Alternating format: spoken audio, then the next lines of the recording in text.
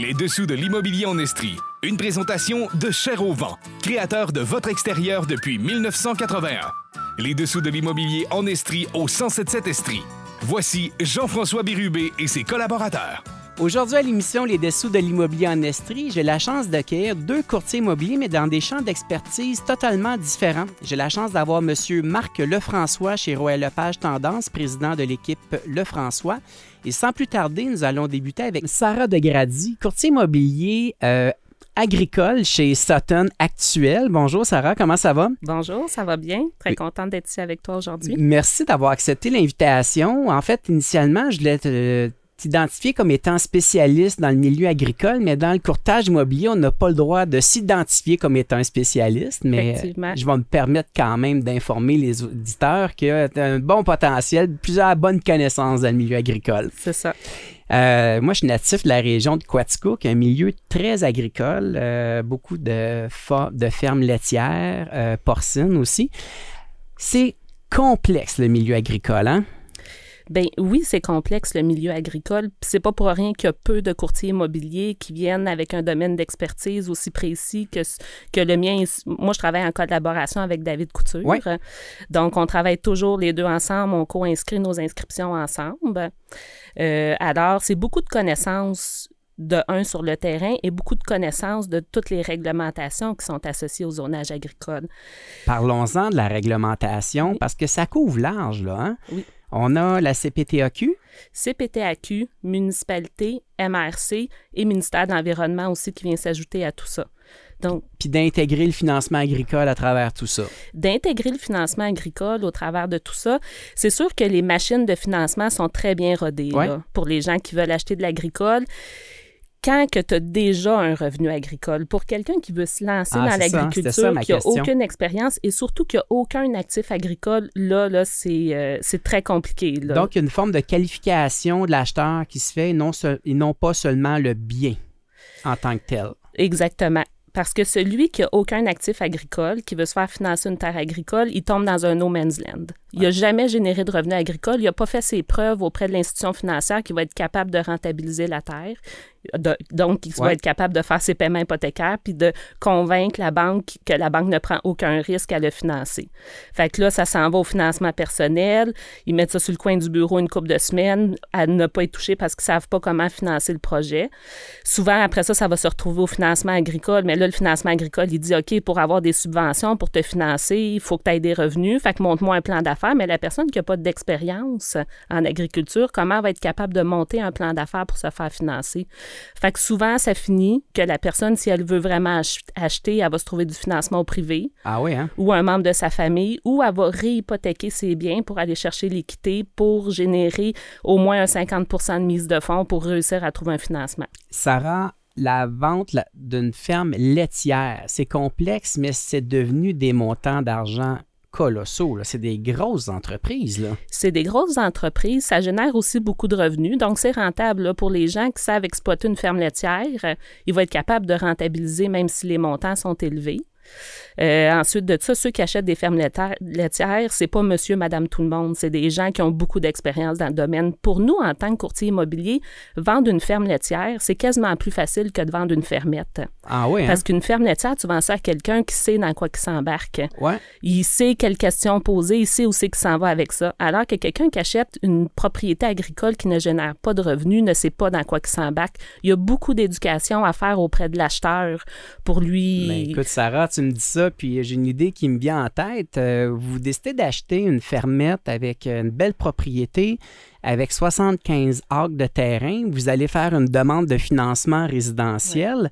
Ils vont exclure la majorité du terrain dans l'évaluation pour le financement résidentiel. Donc, ils n'accordent aucune valeur à la portion agricole. Souvent, la portion qui vaut le plus cher dans la transaction. Exactement. Fait que ça rend les choses très compliquées. Ça prend des acheteurs qui ont beaucoup de mise de fonds. Effectivement. D'ailleurs, nous, une de nos particularités en tant que courtier immobilier, c'est qu'avant nos visites d'une propriété agricole, on exige de la part de l'acheteur qui nous prouve qu'il y a au moins 25 % de mise de fonds. Sinon, ça ne sert à rien. La plupart des acheteurs, puis même beaucoup de courtiers immobiliers, n'ont pas cette discussion-là avec leur acheteur avant de faire visiter une propriété. Fait que tout le monde perd son temps au final final.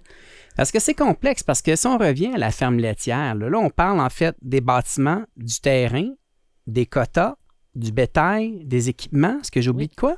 La machinerie, des fois, écoute, il y a du foin qui est à calculer dans le prix de vente. Il peut y avoir du diesel, du propane. Tout est à prévoir. Tout est à prévoir. Il faut vraiment faire le tour avec le propriétaire. Quand on estime la valeur marchande d'une ferme, on fait le tour avec le propriétaire puis on se prend des notes sur tous les petits détails qui sont à prévoir, justement, pour ne pas en échapper. Il y a beaucoup de pièges là, quand on vend une propriété agricole, puis chacune est différente. Alors, il faut vraiment savoir où c'est qu'on s'en va avec ça.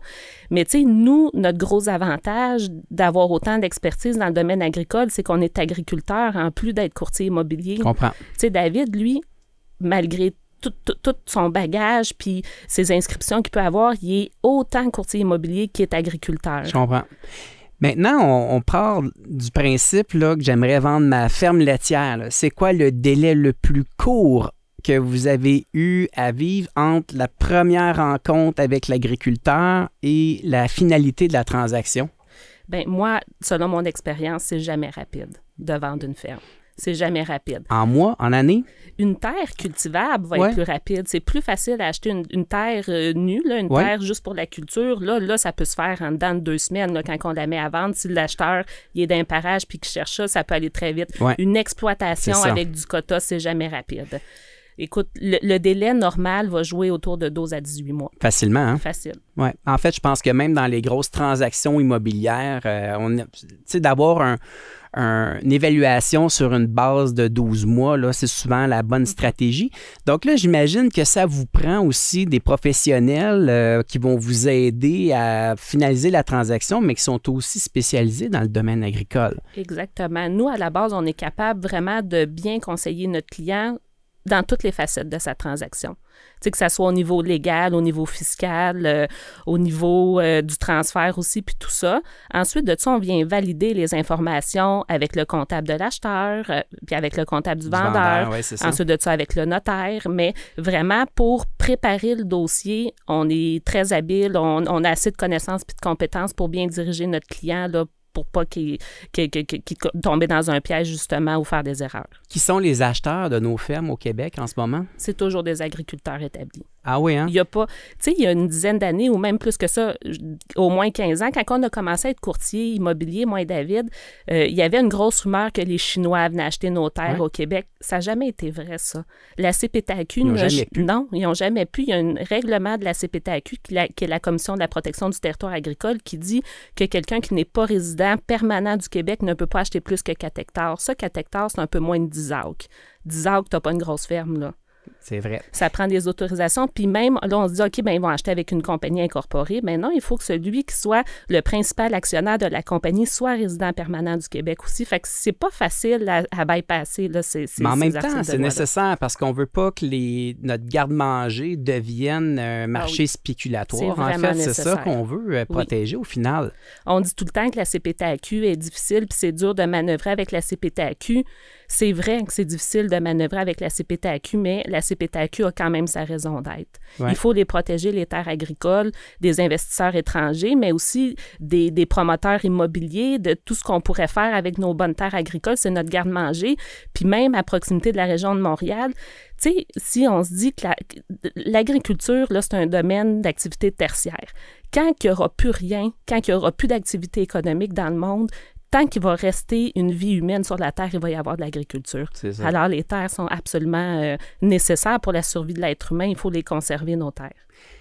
On regarde, j'ai eu l'occasion de vendre évidemment des terres agricoles, mais dès qu'on parle, par exemple, de quotas de lait, là, à un moment donné, on s'y connaît, mais on n'est pas très, très, très bien outillé, mettons, pour s'assurer de rendre la transaction à terme de façon sécuritaire. On préfère se tasser puis vraiment suggérer de faire affaire avec des gens qui sont spécialisés dans ce domaine-là. Mais on est vraiment dans une situation où... prends par exemple juste la culture des sapins de Noël. Là. Contrôler l'acidité des sols, ça prend des agronomes, il y a des tests de sol. Ça va loin, les vérifications. Là. C'est vraiment là, loin. Tu mets le doigt sur quelque chose de vraiment intéressant, puis quelque chose qui fait partie justement de l'estimation de la valeur d'une terre agricole. un voisin par rapport à un autre, la terre agricole ne vaut pas le même prix. Incroyable. Déjà, la texture de la terre, ce qu'il y a dans la terre peut changer, mais aussi de la façon que l'agriculteur a engraissé sa terre au fil des ans donne beaucoup de valeur. Il y a des terres qui sont tellement pauvres que tu vas avoir de la misère à faire pousser du soya, du maïs, alors que le voisin, lui, à toutes les années, il a mis de l'engrais, à toutes les années, il a mis de la chaux. Il a vraiment toujours bien contrôlé son sol, que là, ça va bien pousser. Fait que c'est sûr que la terre qui pousse mieux ou qui pousse bien, qui vont donner plus de rendement, vaut plus cher que la terre qui a été un peu à l'abandon, puis que tout le meilleur a été tiré. Puis là, ça va prendre 5 ans avant de la remettre aussi bonne que celle du voisin. Sarah, je vais prendre le temps d'une pause publicitaire. Au retour, je veux qu'on parle, évidemment, on parle des quotas de poulet, on parle aussi des érablières, on touche quand même à beaucoup d'auditeurs en Estrie. Alors, des sujets importants et surtout très intéressants. Restez là, on vous revient dans quelques instants. Merci.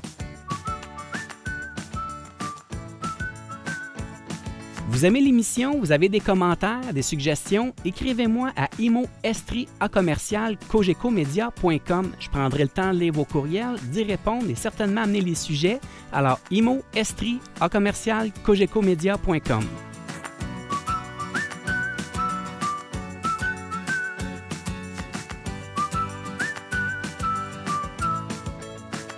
Alors, nous sommes de retour avec Sarah Degrady, courtier immobilier. En fait, vraiment à travers le Québec, si on pourrait dire, mais spécialisé dans le milieu agricole, c'est bien ça? Oui, c'est ça.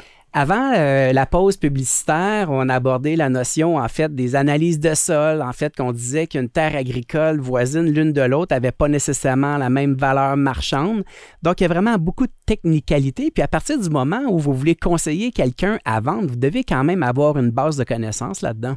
Ah oui, ça c'est sûr. Ça prend beaucoup de connaissances. C'est plus que d'aller chercher des comparables vendus puis d'établir une valeur marchande.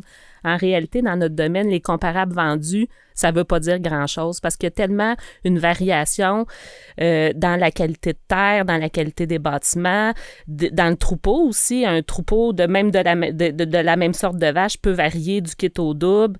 Le quota, ça, c'est relatif à chacune selon la quantité de quota, mais sinon, tout le reste, même la machinerie, il y a des machineries plus récentes, des machineries plus vieilles, alors ça prend vraiment le temps là, de bien tout segmenter quand on fait une estimation d'une valeur marchande pour en arriver à un prix qu'on va être capable de justifier auprès d'un acheteur. Puis les vérifications que l'acheteur veut faire dans le processus d'acquisition, ça doit être quand même très long et quand même très onéreux, j'imagine? Oui. Là où ça peut être plus long, c'est quand il y a une vente d'action, une vente d'entreprise. Okay. Quand c'est une vente d'actifs, l'acheteur, c'est un agriculteur établi, comme je vous disais tantôt. Il sait tellement où ce qui s'en va avec ça. Il sait quoi regarder. Il y a des bons contacts aussi pour aller faire ses vérifications que c'est pas tant cette phase-là qui est longue. La phase qui est longue, c'est de trouver un bon acheteur, de faire rayonner la vente d'une propriété pour attirer des acheteurs parce que c'est pas tout le temps le voisin qui achète non plus. Même quand c'est le voisin qui achète, des fois, le vendeur n'aura pas nécessairement besoin des services d'un courtier immobilier pour vendre sa ferme. Ouais. Quand le vendeur ne réussit pas à trouver par lui-même son acheteur, là, il va faire appel à un courtier immobilier. Et nous, notre travail, c'est d'aller faire fouiller partout dans le Québec pour trouver le bon acheteur et là, lui vendre la ferme à quelqu'un qui en a besoin. Alors, l'acheteur, on disait avant la pause que c'est un Québécois bien établi, mais c'est pas nécessairement le voisin ou quelqu'un de la région. Donc, c'est souvent ça peut être des acheteurs de d'autres régions. C'est géré à distance? Oui. Quand un vendeur décide de prendre un courtier immobilier pour vendre sa ferme, c'est que souvent, les gens de son entourage, de son village ne se sont pas intéressés ou ils n'ont pas réussi à acheter sa ferme. Alors là, ils se virent vers un courtier immobilier justement pour trouver un acheteur à l'extérieur de ses connaissances à lui personnelles.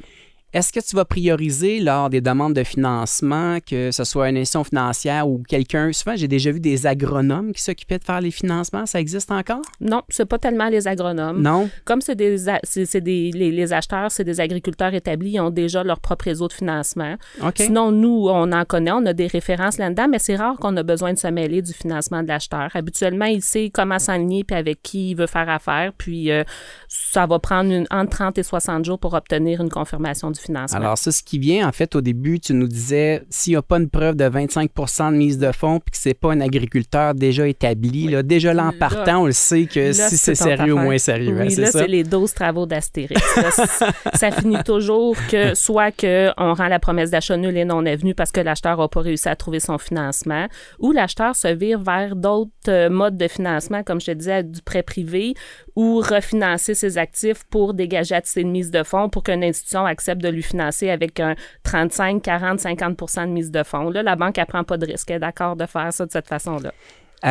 J'ai le goût de t'amener sur un autre sujet, mais toujours dans le milieu agricole, la volaille, de ce que j'ai cru voir, ça semble être, est-ce que je me trompe ou c'est un des milieux les plus rentables dans l'agriculture? Effectivement, la volaille est rentable.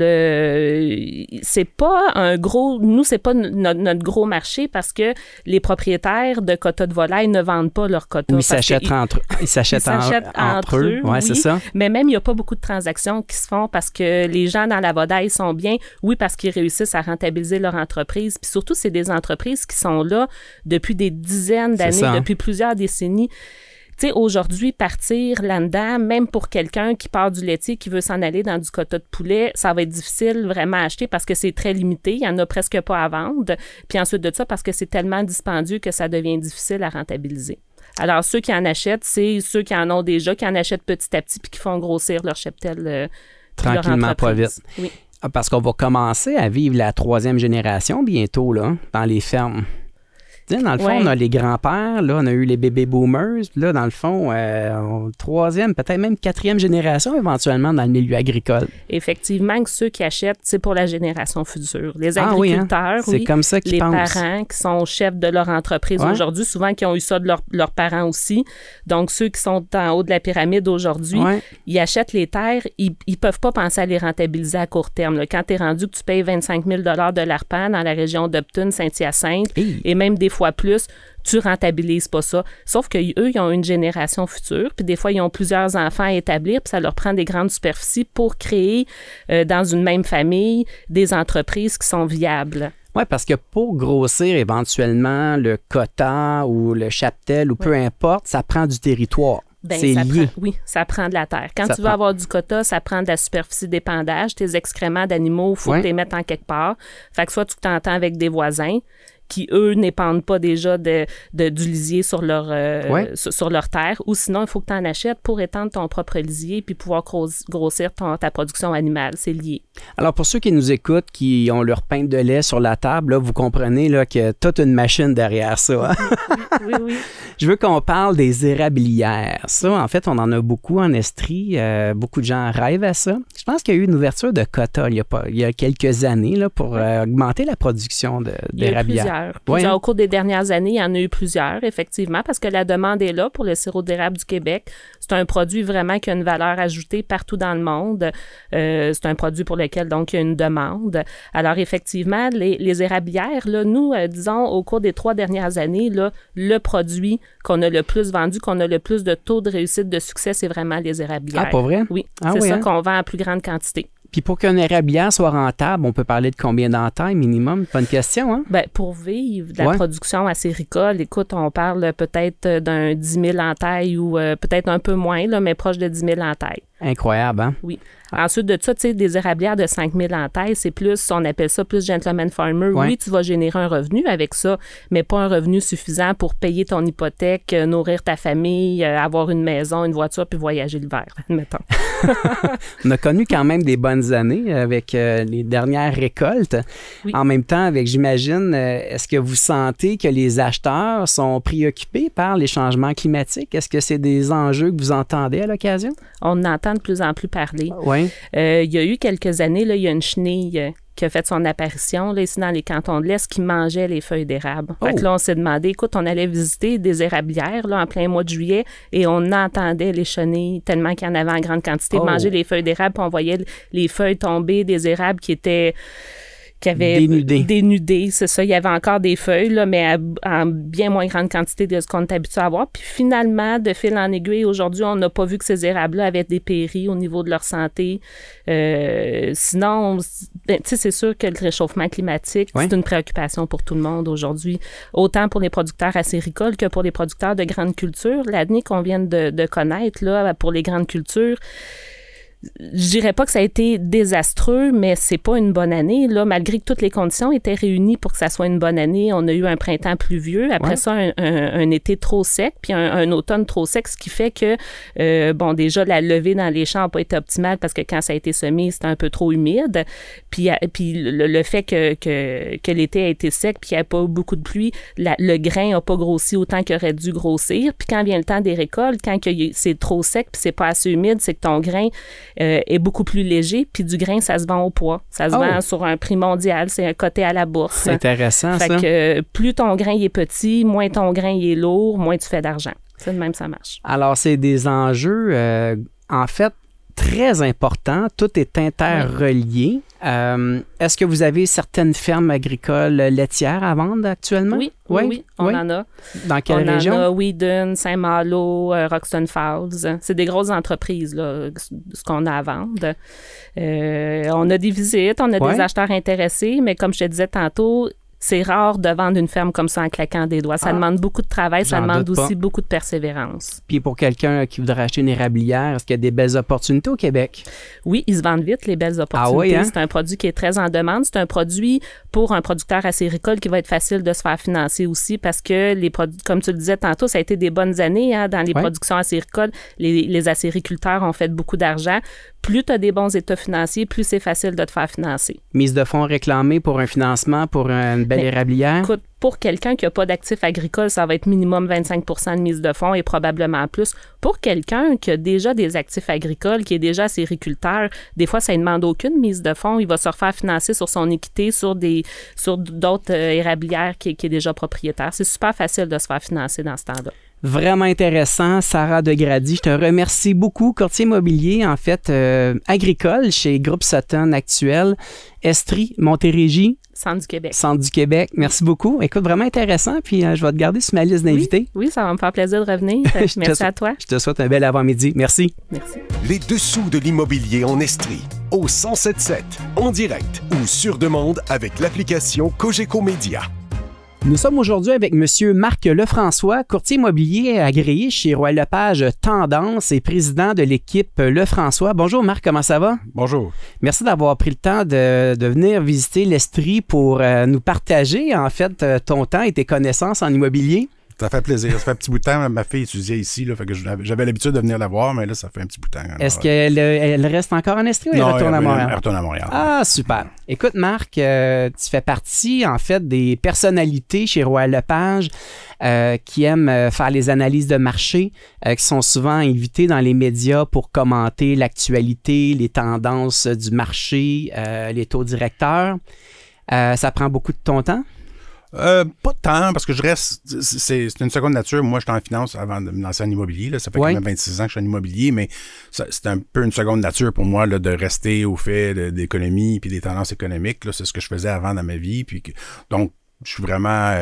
puis c'est un peu notre brand aussi. Là. On émet des prévisions de marché tous les 2 mois, micro même, par rapport à nos petits marchés à Montréal, segmentés, puis tout ça. Donc, pour moi, c'est comme une deuxième nature. Là. Fait que ça me fait plaisir de faire ça. Et aussi, je te suis pour les tendances, souvent, en fait, les jugements, la jurisprudence. T'aimes commenter ça aussi, hein? Oui, mais moi, je suis issu d'une famille d'avocats. Fait qu'à part ma mère qui avait comme fondé l'équipe, là, il y a longtemps. Le reste de ma famille, ma sœur, elle travaille au bureau maintenant, mais c'est une avocate. Mon père est avocat. Puis tous mes amis, là, quand je suis sorti du cégep, sont allés en droit. Là. Fait que je suis un peu la bête noire de la gang. Fait que, mais j'ai toujours eu un intérêt pour le droit. Là. J'ai eu quelques reprises le goût de retourner aux études puis faire mon droit. Fait que je garde ça je garde ça pas loin. Là. Et en même temps, ta mère qui pratique toujours? Oui, ma mère, elle pratique toujours. Elle va toujours pratiquer jusqu'à la fin des temps. Là, le concept retraite, là, à un moment donné, on discutait, là, pour développer des affaires. J'essaie de savoir, maman, tu prends-tu ta retraite, puis tout ça. Puis elle me regarde, dit retraite, je sais pas c'est quoi. Là. Fait que, mais passer 80 ans courtier immobilier, c'est quelque chose. Je sais pas si c'est indiscret de le dire, mais c'est quand même une fierté. C'est ça, oui, c'est ça. Ça lâche pas. Écoute, Marc, moi, j'ai commencé en immobilier en 98. Premières expériences dans les médias, début 2000, Canal Argent, LCN à ses débuts. Mon Dieu, oui. On n'avait pas accès aux données qu'on a accès aujourd'hui. Hein. Toute l'information aujourd'hui, elle est quand même plus facilement retraçable. Oui. Tu as commencé dans les médias en quelle année à peu près?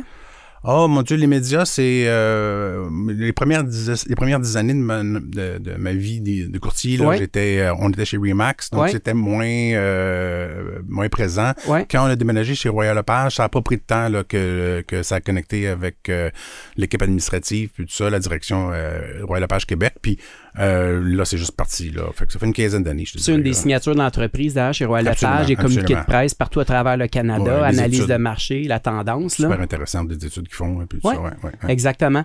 En fait, moi, évidemment, j'aime dire des fois on a raison, mais je suis capable de rire quand on se trompe. Hein? On l'avait pas vraiment vu venir, toute cette vague-là au niveau de l'immobilier, Marc. Non. Mais la prévision économique, là, c'est ça puis la météo, là, des fois, ça se ressemble un petit peu. Là.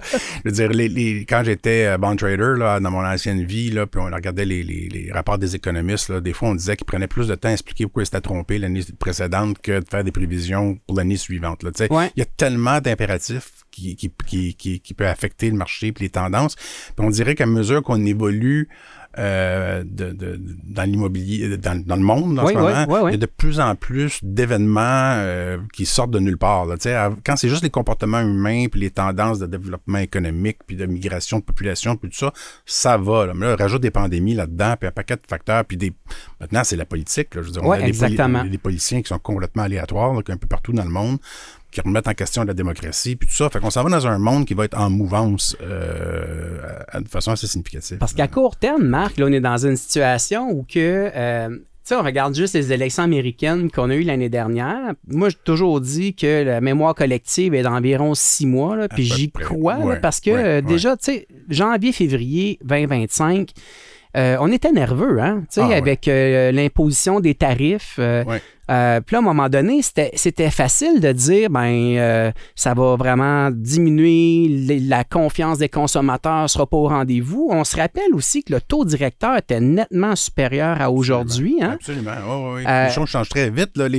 Même, tu regardes la bourse, là, quand Trump a commencé à parler de toutes sortes d'envahir des pays, puis tout ça, la bourse américaine, mondiale, toutes les bourses mondiales ont tombé. Aujourd'hui, c'est comme si c'était rien passé. Là. C'est revenu, les gens oublient très, très rapidement. Là. Alors là, on se ramasse dans une situation où finalement, moi j'avais fait mes prédictions annuelles pour la région de l'Estrie, qui étaient quand même très, très, très optimistes. Puis finalement, je pense que j'ai pas été assez optimiste. Le constat, c'est qu'en Estrie, le marché a littéralement explosé, encore une fois. Comment ça se passe dans Montréal est un petit peu différent. C'est ça, hein? Il y a eu, suite à la pandémie, il y a beaucoup de monde qui ont décidé de dire, j'ai plus besoin d'être à côté du travail. Fait que finalement, moi, rester sur l'île, c'est cher, puis c'est pas rénové, puis bon, les terrains sont pas grands. Le parc immobilier vieillissant. Exactement. Fait que beaucoup de monde sont partis vers la rive sud, la rive nord, Laval, pour avoir plus pour moins cher. Il y a eu une grosse migration vers l'extérieur de Montréal, de l'île de Montréal. Là, c'est à voir encore ce qui va se passer, parce qu'on regarde les grands employeurs, Rogers, les banques, tout ça, ça ramène tout le monde au bureau là, en ce moment. Là. Fait que ça, c'est un autre... Juste au niveau du trafic, on le voit. Oui, absolument. Puis ça va venir de pire en pire, je pense. Alors là, évidemment, puis là, le REM ouvre, un paquet d'affaires. Fait qu'on verra aussi qu'est-ce que ça va avoir comme impact, là, l'antenne nord du REM. Mais puis le luxe a un peu plus de difficultés aussi. Pourquoi le luxe? Parce que les gens personne n'a besoin du luxe. Le luxe, c'est quelque chose qu'on se paye quand on a confiance à l'économie, à notre job, à notre entreprise, peu importe. Là, mais on voit déjà un changement. Parce que sur le terrain, moi, je fais quand même beaucoup de luxe. Là. La maison moyenne, c'est à peu près 1,6, 1,7 millions qu'on a dans le portefeuille. Puis on est plus occupé maintenant qu'on l'était au printemps, ce qui est complètement l'inverse de ce qu'on voit normalement. Là. C'est pas dans les prévisions. Non, pas du tout. Fait que là, je pense que les gens... Ça me fait penser un petit peu à 2008-2009. Souviens-toi quand les banques américaines étaient en difficulté, tout le monde est stressé puis ils se sont dit, écoute, si jamais les banques américaines tombent, ils vont en effet domino, ça va être la catastrophe. Nous, en tout cas, à Montréal, tout le monde s'est retrouvé sur la touche puis il dit, moi, je toucherai pas, j'upgraderai pas de maison dans ces circonstances-là. Puis je me souviens, on avait une maison, là, je vous donne l'exemple, sur le marché, pas de visite, rien. Là, arrivé à l'année suivante, là, c'était réglé. Là, le gouvernement américain avait stabilisé le système bancaire américain, puis il n'y avait pas de problème. Il y avait eu des faillites, là, Lehman et compagnie. On remet à la même maison, 9 off. Fait que tu voyais que le monde se sont juste tassés sur la touche, puis là, quand la confiance est revenue, sont revenus. Sur l'île de Montréal, c'est un peu ça qu'on voit comme pattern. C'est-à-dire que les gens ont eu peur de Trump, ont eu peur de l'impact. Les saisons sont déphasées. Puis ils sont mis sur la touche, puis là, ils arrivent à l'automne, avant Noël. C'est un peu étrange. Mais c'est ce qu'on voit là. Est-ce que tu penses que le taux directeur qui a diminué de façon quand même importante est un facteur favorable à ça? Bien, ça en a eu l'automne dernier. Tu sais, quand on avait les baisses de 50 points de base, là, on a vu vraiment une explosion du marché. Là, Trump est venu péter le party, si on veut, là, avec ses déclarations à droite et à gauche. Puis là, ben, les baisses qu'on a en ce moment, une baisse n'a pas d'impact majeur, mais c'est le ton que ça donne. C'est ça, hein? Les acheteurs aiment ça, savoir qu'ils achètent quand ils ont le vent dans les voiles, puis que les taux vont dans la bonne direction. Alors ça donne à tout le monde une zone de confort additionnelle, puis ça sécurise les acheteurs dans leur achat. Là. Marc Lefrançois, c'est vraiment intéressant. On va prendre une pause publicitaire. On se retrouve dans quelques instants. Je veux qu'on parle un peu plus des prédictions pour fin 2025, début 2026. Parfait. On se retrouve dans quelques instants. Les dessous de l'immobilier en Estrie, au 107.7, en direct ou sur demande avec l'application Cogeco Média. Nous sommes de retour avec M. Marc Lefrançois, courtier immobilier agréé, directeur d'agence aussi chez Royal Lepage Tendance, de l'équipe Lefrançois, un vieux routier de l'immobilier. On n'a pas le droit de s'appeler comme ça. Je fais partie de ceux-là, Marc, aussi. Puis en même temps, avec tout ton historique en finance, vraiment intéressant. On parlait avant la pause publicitaire du taux directeur. Écoute, moi, j'ai l'occasion d'inviter plein de monde de toutes sortes de domaines, nouveaux bancaires, tout ça. J'ai même entendu parler récemment de quelqu'un qui m'a dit c'est possible que le taux directeur en 2026 soit aussi bas que pendant la période de pandémie. Je tombais un peu en bas de ma chaise, mais t'en penses quoi? C'est pas impossible. Là. On ne sait pas jusqu'à quel point. C'est sûr que là, le poumon de l'économie canadienne, c'est l'Ontario. Ouais. Eux autres, là, c'est la catastrophe. Là. En ce moment, ils sont en train de tuer l'industrie automobile. C'est des centaines de milliers d'employés. C'est ce qui se passe aujourd'hui. C'est ce qui se passe aujourd'hui. Puis honnêtement, quand tu écoutes Trump, là, il s'en va dans cette direction-là. Il reculera pas. Hein? Non. Ça ne l'intéresse pas. Lui, il vit pour la bataille. Là. Il va aller jusqu'au bout avec cette histoire-là. Je pense que c'est son cheval de bataille. T'sais, au Québec, on a le bois d'œuvre, l'aluminium qui peut être affecté, mais on est plus diversifié que l'Ontario. L'Ontario, ça va faire mal. La Banque du Canada prend des décisions pour l'ensemble du pays. Là. Donc, elle, si le cœur industriel du Canada, l'Ontario, est en difficulté, elle va aller dans ce sens-là. Puis c'est fort possible que si l'Ontario souffre, qu'ils ont une récession importante, la Banque du Canada n'aura pas le choix de baisser les taux d'intérêt. Même si au Québec, c'est peut-être pas indiqué parce que l'immobilier est déjà dans le plancher puis que l'économie va pas si mal. Dans l'ensemble, on doit aller avec des moyennes nationales. Là. Parce que la gestion du taux directeur, c'est pas toujours en lien juste avec l'immobilier, c'est l'économie en général. C'est l'économie en général. Si le taux de chômage est hyper élevé, tu veux baisser les taux d'intérêt pour stimuler les investissements des entreprises. Ça coûte moins cher pour une entreprise investir. Les gens, techniquement, ils épargnent moins, ils investissent. Donc, ça fait rouler l'économie. Donc, ça crée des emplois à terme. Donc, c'est ça l'objectif de la Banque du Canada dans une situation comme ça. Donc, si l'Ontario, pour avoir un taux de chômage de 10 % éventuellement, c'est sûr que la Banque du Canada va avoir une politique, tant que l'inflation n'est pas hors contrôle, va avoir une politique de stimuler l'économie. Là. On regarde le marché de Vancouver, Toronto, Montréal. Toronto, Vancouver, ils souffrent en ce moment aussi. Hein? Oui. Toronto et Vancouver, c'est des bébites un peu particulières. Là, Vancouver, on le sait, les Chinois sont arrivés en masse, ont acheté des immeubles comme les gens de Vancouver ne peuvent plus habiter au centre-ville. Là. Les gens qui ont des jobs normaux. Là. Alors, c'est une catastrophe. C'est plus le Canadien traditionnel qui est là. Non, c'est des investisseurs. Exact. Je suis allé récemment à Vancouver. Puis c'est hors de prix. C'est hors de prix. Puis même le profil du monde qui parle dans la rue, là, c'est plus les gens de Vancouver. Alors, il s'est passé quelque chose de particulier. Toronto, c'est une métropole économique, mais c'est devenu une des villes les plus chères d'Amérique du Nord. Fait que c'est même plus cher que Chicago, puis c'est quasiment aussi cher que New York à un moment donné. Là. Donc, eux autres, ils étaient vraiment partis dans une stratosphère un peu à part, ce que Montréal n'a jamais fait. Il n'y a pas eu d'excès de prix ici. Là. Alors, je ne pense pas qu'on peut dire qu'on va rejoindre Toronto en termes de prix. Là. C'est exceptionnel ce qui s'est passé là-bas, puis ils payent le prix aujourd'hui. Il n'y a plus de demande, fait que ça tombe. En plus de ça, leur économie de l'automobile est menacée. Ils vont redescendre. Nous aussi, on a une économie diversifiée. Pour une fois, là, en finance, on ne voyait jamais ça. Là, ça allait toujours mieux à Toronto qu'à Montréal. Pour une fois, on est mieux placé au Québec qu'en Ontario. Mais pas à peu près. Là. Pas à peu près. Là. Pas à peu près. Non. On est vraiment avantageux. Je pense que la richesse, là, l'obsession de Legault de créer plus de richesse au Québec, elle va se créer là, juste parce qu'on est bien placé en ce moment-là.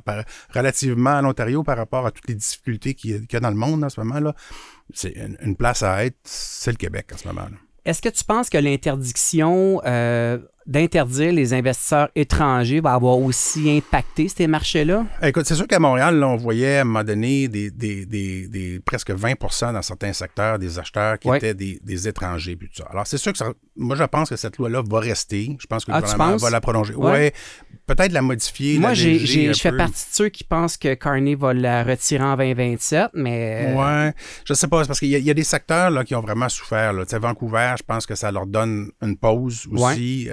Fait que ça vient sauver certains secteurs. Montréal, on n'a pas souffert parce que l'immobilier n'est jamais aussi cher que Toronto ou Vancouver, mais quand même, il y avait des secteurs sous pression, puis tout ça. Puis ça n'empêche pas, je veux dire, là, j'ai 2 offres en cours en ce moment où c'est des citoyens chinois. Ah oui, OK. Parce qu'il y a une modification à la loi que si tu as un permis de travail qui est valide pour 183 jours passé la date notariée, tu peux quand même notarier, même si tu n'as pas ta résidence permanente. OK, intéressant. Il y a eu des allègements qui ont été faits à ça. Alors, on les voit... les immigrants revenir un peu. Ce que ça crée en s'assurant que c'est quelqu'un qui a un permis d'emploi, c'est que c'est vraiment des immigrants qui veulent venir ici puis travailler. Puis ça, je pense politiquement, c'est plus vendable que de dire non, c'est quelqu'un qui va arriver dans un autre pays, acheter sa maison, puis peut-être mettre ses 2 enfants, puis il va repartir ailleurs. Peut-être politiquement, ça fait quelqu'un qui paie des impôts dans un autre pays, mais qui achète ici, puis des gens qui vont être sur... En même temps, Marc, il faut savoir que, par exemple, en Estrie, il y a des secteurs qui sont exempts de ce moratoire. Oui, ça dépend de la densité de la population. Oui, plusieurs facteurs. Je ne sais pas quels sont l'ensemble des paramètres. Probablement que la densité fait partie de ceux-là. Mais tu sais, il y a plusieurs bords de l'eau où les investisseurs étrangers peuvent acheter. Mais je pense que c'est tout le territoire de Montréal qui est vraiment dans le moratoire. Pour à cause du critère de densité, là, nombre de population par kilomètre, je ne sais pas trop. Non, il faut que tu te retrouves à Boisbriand, passer Boisbriand à peu près sur la rive nord, puis rive sud, tu t'approches de Chambly, là, dans ce coin-là, là, avant de pouvoir... Tu sais, souvent, les gens nous demandent c'est quand le bon moment d'investir en immobilier. Écoute, on vient de faire une étude. J'ai vu une étude du National Association of Realtors aux États-Unis, qui est la grosse espèce d'APCQ américain. Là. Puis on produit une super étude sur est-ce qu'il y a vraiment des meilleurs moments pour vendre ou pour acheter. Puis on a regardé depuis 25 ans les données. Puis là, nous, on a puisé les données de Centris. On les a mis avec l'aide d'intelligence artificielle. On a produit un gros rapport qu'on publie là, bientôt. Et qui montre que clairement, les avantages on s'en doutait, là, mais la liquidité du printemps, d'habitude, si tu as l'avantage de l'acheteur ou du vendeur, parce que l'acheteur a plus de choix, mais il y a plus d'acheteurs aussi dans le marché. Mais nettement, le printemps, puis l'automne, jusqu'en novembre au Québec, parce qu'aux États-Unis, je ne voulais pas prendre le rapport américain puis l'appliquer au Québec, parce que nous, on a une histoire du 1er juillet là, qui est unique au Québec. Cette espèce de danse. Mais on est bon pour faire différent des autres. Oui, j'en ai fait comment bon. Des fois, c'est mieux, des fois, c'est pas toujours mieux. En tout cas, c'est un autre sujet. C'est un autre sujet, c'est ça. Mais en tenant compte de ça, est-ce qu'il y a vraiment des périodes? Puis là, on a réalisé que c'est intéressant parce qu'aux États-Unis, mettons, la période de janvier-février a été identifiée comme étant favorable aux acheteurs en pourcentage, en prix obtenu. Mais c'est vrai, plus tu montes dans le nord. Donc, plus tu es dans le sud, moins c'est vrai. Puis là, il y a des rapports on explique ça par il n'y a pas de lumière. Tu visites des maisons, c'est noir à partir de 4 heures, tu n'es pas capable d'apprécier le jardin, la neige, tu en as ça d'eau, tu n'es pas capable de voir la piscine déplacée. Tandis qu'au printemps, à l'été, c'est le fun, tu peux tout voir. Fait qu'on on a réalisé que, puis la statistique le confirme, un acheteur est mieux d'acheter en janvier, février, financièrement. Donc, des acheteurs, là, c'est pas le temps de dormir en janvier, février. Là. C'est le temps de te lever, d'être là pendant qu'il fait beau, puis de visiter les maisons, parce que financièrement, tu peux faire des très bons deals. Parce qu'on a déjà commencé à faire des transactions pour des actes de vente, prise de possession pour le printemps 2026. C'est déjà commencé. C'est déjà commencé, ça, exactement. Il y a des vendeurs qui sont prêts à accepter ça, puis tout ça. Donc, là, il y a beaucoup d'acheteurs qui nous disent « Ah non, on va revenir au printemps. » Non. Là, il y a des vendeurs qui vont être un peu découragés. Ceux qui n'ont pas vendu, ils n'ont pas assez fait. C'est long. La période est moins conviviale pour visiter. C'est plus compliqué. Il y a bien des acheteurs qui sortirent. Donc, les statistiques le montrent. C'est normalement, dans une année normale, évidemment, comme on dit tantôt, tout ce qui se passe, des fois, on n'a pas d'année normale, mais on peut obtenir des meilleurs prix, on a les meilleures conditions. Les vendeurs sont souvent un petit peu plus découragés. Donc, pour un acheteur, là, la réponse ultime de notre étude, c'est rester actif pendant l'hiver. Avec toutes les surprises que le marché peut nous réserver, ta prédiction fin 2025, 2026, tu vois ça comment? Moi, je pense que là, le marché va repartir. Puis là, à travers toutes les gammes de prix, là, le luxe qui traîne de la patte depuis un bout de temps repart. On revoit les gens, tout le monde qui s'était mis sur la touche pour venir à ce que je t'ai dit tantôt, là, comme en 2008, ils reviennent au marché. Ils disent finalement au Québec, on est bien placé, il n'y aura pas de crise nationale.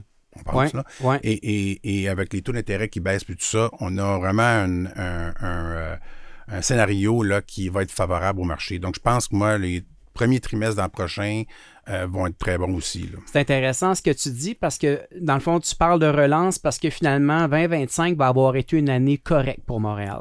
Oui, correct. C'est ça, hein? C'est ça. Correct pour Montréal, très bonne pour la périphérie de Montréal, puis le reste du Québec, puis tu as vu la ville de Québec. Là, puis en même temps, une petite pause, c'est peut-être correct aussi hein, dans un marché. Il faut que tu aies des pauses. C'est à un ça. moment donné. Tu peux pas avoir un marché qui monte tout le temps comme ça, à un moment donné, qui bat l'inflation par 6 parce qu'à un moment donné, il bat les salaires. Là, à un moment donné, c'est plus achetable. Il faut que tu aies des pauses pour que tu permettes au moins à la richesse collective de suivre le marché un peu. Là.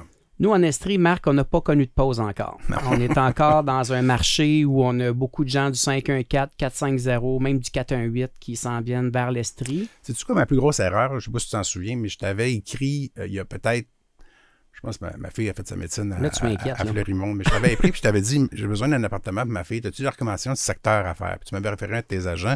Puis tu m'avais dit, au lieu de louer pour ta fille, tu pourrais pas acheter un petit condo. Je disais, hey, là, c'est quand même un courtier immobilier qui me veut vendre de l'immobilier. J'ai passé un petit peu. Je disais, non, on va pas tomber dans le panneau. Mais moi, ça aurait été l'achat du siècle. C'était pas ton bien-être. Ça aurait été.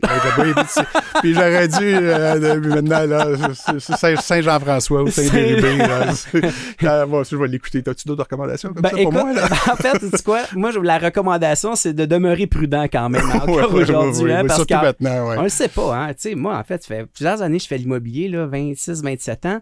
Écoute, je réalise qu'on aurait juste dû tout le temps acheter, continuer d'investir avec le recul. Écoute, c'est pas l'immobilier, là, c'est un bien essentiel à la base. Là, je veux dire, tout le monde a besoin d'un toit. Là. Fait que c'est ça, la nourriture, là, ça va toujours rester. Le reste, les voyages, les restaurants, tout ça, c'est aléatoire. Mais l'immobilier, c'est une des raisons pourquoi ça monte. Les populations augmentent.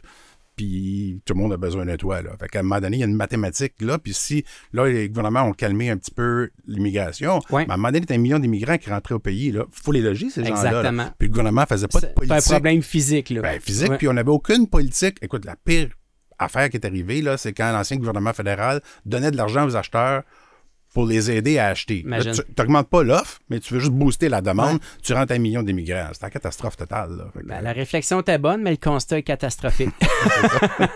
Exact. Marc Lefrançois, courtier immobilier chez Roy Lepage Tendance, puis président de l'équipe Lefrançois. Merci encore une fois d'être venu en Estrie pour partager tes connaissances en immobilier. Ça fait plaisir. C'est sûr que je te réinvite. J'espère que tu vas accepter l'invitation. Je te souhaite vraiment un bel avant-midi. Merci. Bye-bye. C'est ce qui met fin aujourd'hui à l'émission Les Dessous de l'immobilier en Estrie. Merci sincèrement à mes précieux collaborateurs, Mme Sarah de Grady, M. Marc Lefrançois. Je tiens à remercier Gilbert à la console. N'oubliez pas qu'en tout temps, vous pouvez aussi réécouter Les Dessous de l'immobilier en Estrie, soit via le site du 1077 Estrie, section rattrapage, ou encore l'application Cogeco Média dans l'onglet Balado. Vous avez des questions, des commentaires, écrivez-moi directement à imo-estrie@cogecomedia.com. On se retrouve samedi prochain dès 11h pour une nouvelle émission. D'ici là, je vous laisse entre les mains de Priscilla Quirion qui vous accompagnera cet après-midi pour les classiques 80-90. Bonne fin de semaine tout le monde. Les Dessous de l'immobilier en Estrie, une présentation de Cher au vent, créateur de votre extérieur depuis 1981. Rattrapez l'émission en balado au fm1077.ca.